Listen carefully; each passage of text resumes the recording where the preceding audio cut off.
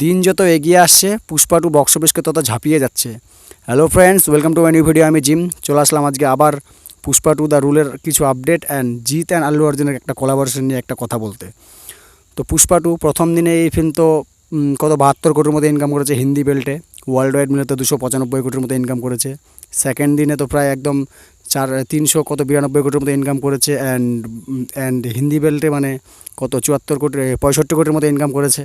And third দিনে ভাই 78 কোটি ইনকাম করেছে। একদম ফার্স্ট ডেট 500 কোটির ফিল্ম হয়ে গেছে, সেটা হচ্ছে তৃতীয় দিনের ভিতরেই। এমনকি চতুর্থ দিনে এই ফিল্ম একদম 800 কোটিতে একদম টাচ করে ফেলেছে।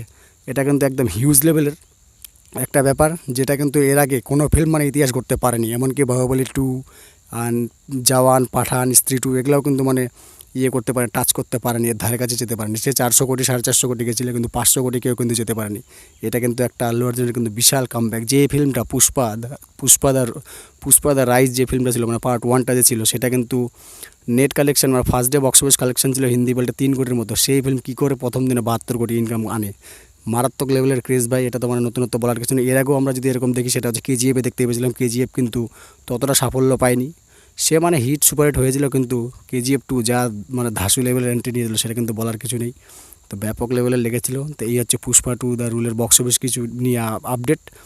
এবার জিৎ অ্যান্ড আল্লু অর্জুনের যে কোলাবোরেশনটা, পুষ্পা টু দ্য রুলের সাকসেস দেখে জিদ্দাও এই ফিল্মটা দেখতে গেছিলো। এই ফিল্ম দেখেই জিদ্দাও কিন্তু একদম সেই এনজয় করেছে।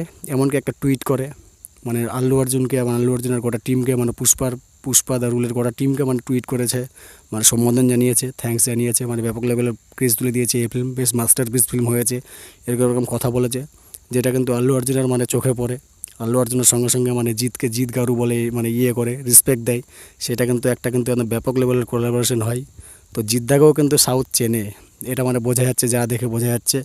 তো ব্যাপক লেভেলের ক্রেজ তুলে দিয়েছে। এটা কিন্তু একটা মারাত্মক ব্যাপার যে একজন অত বড় স্টার হয়ে জিদ্দার সঙ্গে মানে কোলাবোরেশন করছে বা করছে, মানে কথোপকথন করছে টুইটারের মাধ্যমে। এটা কিন্তু একটা বিশাল ব্যাপার একটা, কিন্তু সত্যি বলছি জিদ্দা, তুমি প্রমাণ করে দিলে যে তোমাকে অনেকেই চেনে, মানে ওয়েস্ট বেঙ্গলের বাইরেও তোমাকে মানে বড় বড় সুপারস্টার চেনে। এটা কিন্তু সত্যি খুবই ভালো লাগছে, গর্বের বিষয় হচ্ছে এটা।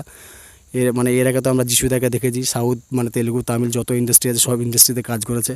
আমিও চাই জিদ্দাও ওরম বড় বড় ইন্ডাস্ট্রিতে কাজ করুক, আরও সাফল্য পাক। তো এই হচ্ছে আজকের আপডেট। আসছি পরের ভিডিও নিয়ে খুব শীঘ্রই। ততক্ষণ সকলে সুস্থ থাকো, ভালো থাকো। আর নতুন হলে চ্যানেলটাকে প্লিজ সাবস্ক্রাইব করে দিও। Take care, tata, by.